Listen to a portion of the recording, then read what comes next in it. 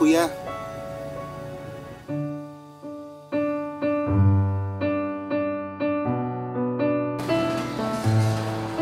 Thank you, Totoy. Thank you, Totoy. Thank you, ate. Thank you, ate. Thank you, boss. Morning. Thank you, boss.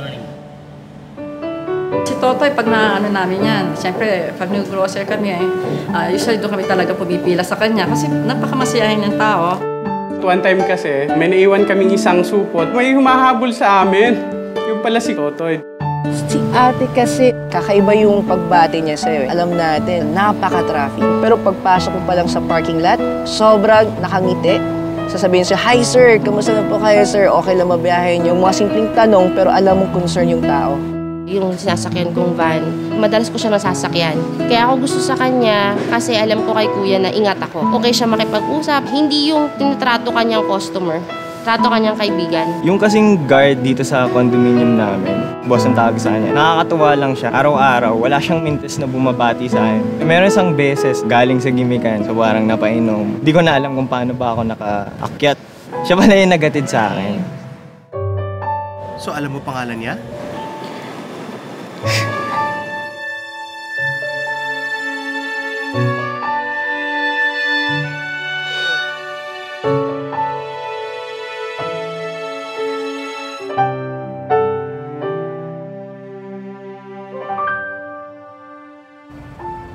Salamat, ate. Thank you, ate.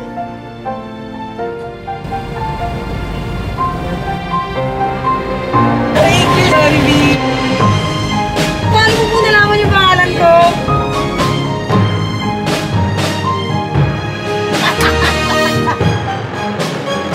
Thank you, Artemio. Hindi ko akalain nga tawagin niya ako. Siya na po yung pangalan ko. Masasaya na ako sa tawagin nila yung tunay ko na pangalan. Asawa ko, hindi naman lang tumatawag sa pangalan ko. Kuya Ronilio, maraming salamat.